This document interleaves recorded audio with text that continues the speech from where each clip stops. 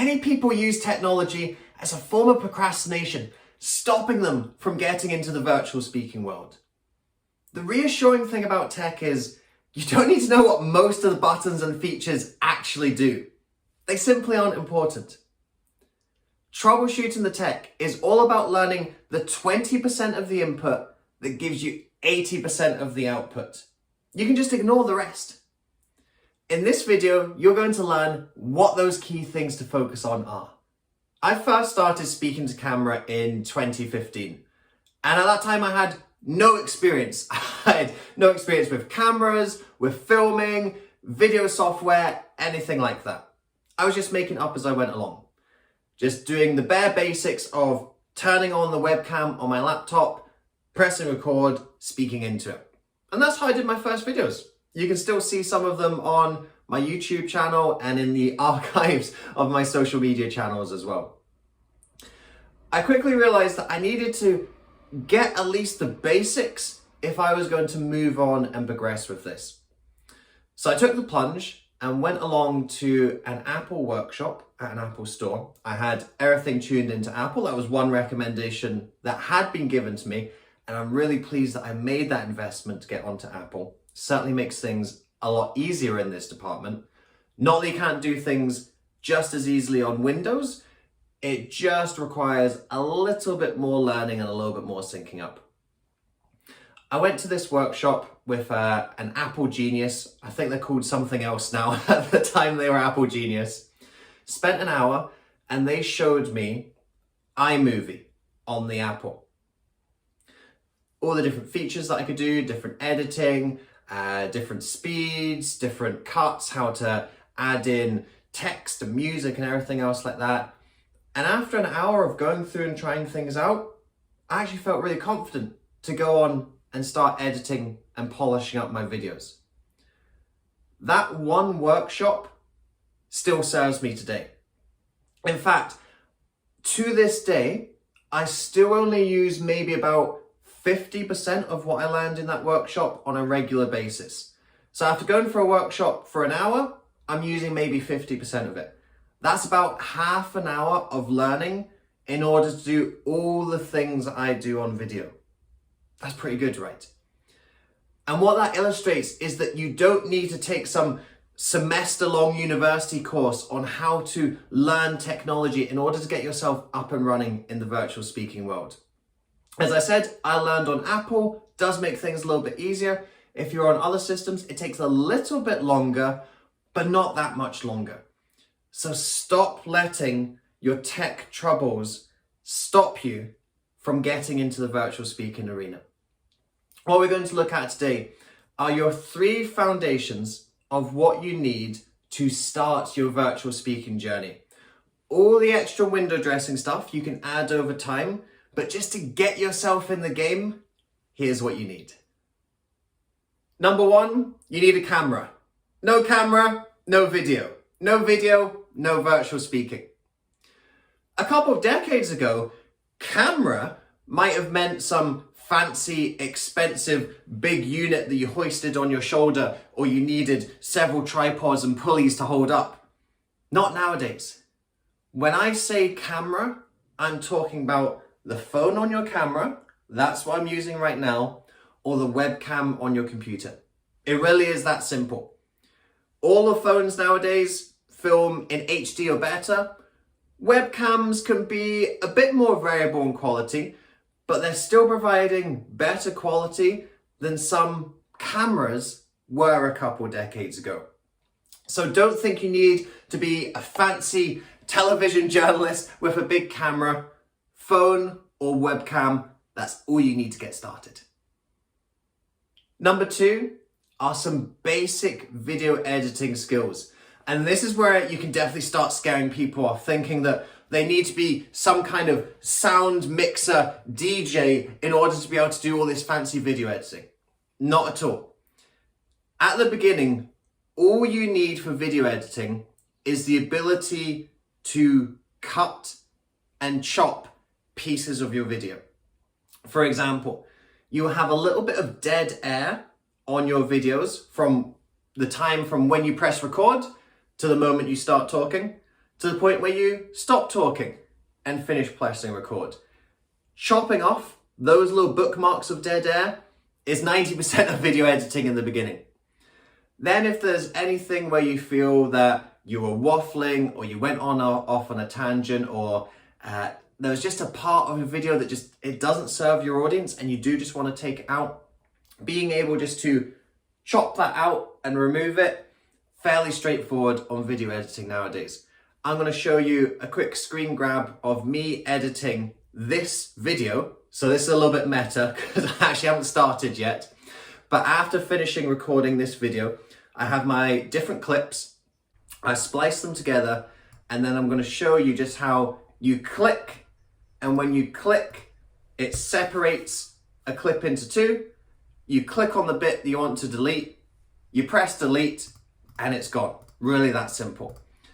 Similarly, on some of the new video sharing platforms like TikTok and YouTube, they're giving you the ability to do this with the video file while still on your phone.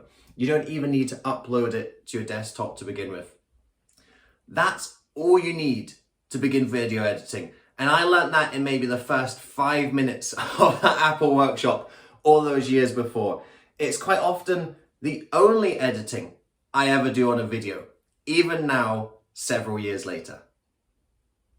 If you're still watching this video and feeling a little nervous about the tech, even after the couple of things we've covered so far, then don't worry. I have a full list of all your tech considerations in my new book, The Virtual Speakers Revolution. We've got this chapter right here, Troubleshooting the Tech. I've given you a couple of details from this chapter in this video so far, but if you get to the end of this video and you're still thinking, I just want a little bit more reassurance, I just want a little bit more clarity on exactly what I need right now, what I might want to be thinking of in the future, and what I really don't need to think about, then this is the book for you, Virtual Speakers Revolution, giving you all of the foundations you need to get yourself established in the virtual speaking world. Tech is one of the least important aspects of virtual speaking. Now, I know that sounds a little bit strange because you can't do virtual speaking without tech, but so much of it comes from the tech that we already use every single day. It's phones, it's laptops, it's internet connection, social media platforms. Nothing special. All of that is there already. And what you'll find out in this book is how to communicate effectively using these pieces of technology. So don't let the tech stop you from embarking on your virtual speakers journey. You can get the Virtual Speakers Revolution right now on Amazon, ebook, paperback, audiobook, all of the formats of the book, all of the different technological deliveries of the book, whether you want to read on a screen or whether you want something in your hands or you want it broadcasting into your ear. It's all there for you. Link is in the description below. I hope it helps. I hope this video helps. It's time to join the revolution. But before you do, I've got one more tip to share with you. The third consideration is having a tripod or stand for filming on your phone. If you're filming on your laptop using the webcam, this is something that you don't even need then. You can do all of your filming on your webcam, you can do things on Zoom, you can live broadcast to social media on your desktop or your laptop. All of that's great. But we are a mobile generation now, and you will want to be incorporating filming on your phone. I'm filming on my phone right now, for example. Now, of course, you can do your selfie videos all the time, but that does get a little bit awkward and a little bit tiring, and it's quite often just not practical either. What I recommend, therefore, is getting yourself a fairly simple tripod or stand. So this is I'll give you the brand name, Manfrotto. I'm not officially endorsed on this video by Manfrotto. It's just something really good that I bought years ago. I bought this near the start of my speaking journey because I was doing the speaking into the phone, balancing the phone on shelves and mantelpieces. It's really not the way to go long term. So you've got the tripod here, you've got a little phone attachment. You can film horizontal, and something you're probably going to do less often, but it's still possible, you can film vertical. as well. The whole thing, I think this was £60, about $80. This was £30, about $40. So you're in the £100 or dollar price range.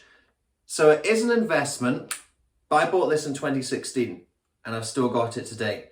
So it's an investment that pays off.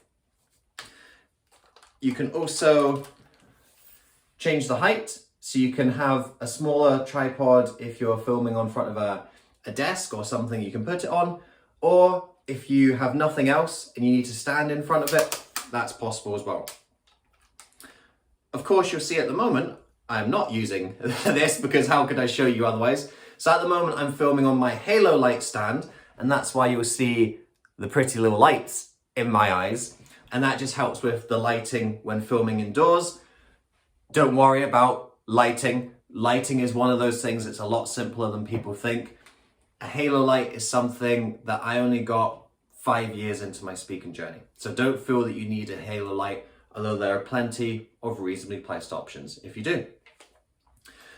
Where this is handy, however, in the last kind of 6 months or so, I've been getting back into doing a little bit more physical speaking. Everything over the last couple of years has been virtual or hybrid, and hybrid with me beaming into a physical location.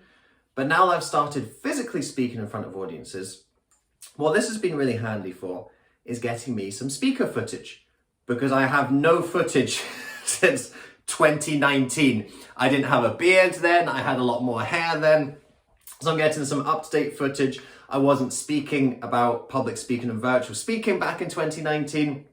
So most of my speaking footage is really out to date and I need some new ones. So this is something that I can take with me when I'm speaking at an event. It's something that I use for outdoors filming as well. You may have seen some of my promotional videos or social media videos. I like to go outside and get a little bit of change of scene. If you're choosing to film primarily on mobile, then the tripod is a great option. As I say, I recommend Manfrotto, but I'm sure there's equally good alternatives out there.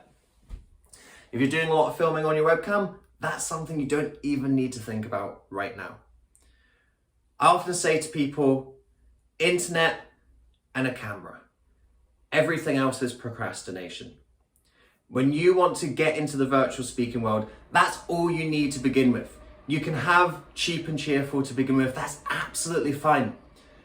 It's all about getting in the game, making the tech as simple as possible. And what I hope to have done in this video is illustrated to you just how simple the tech needs to be. We've barely talked about lighting. We've barely talked about audio and microphone. We haven't talked about all the bells and whistles because they're exactly that.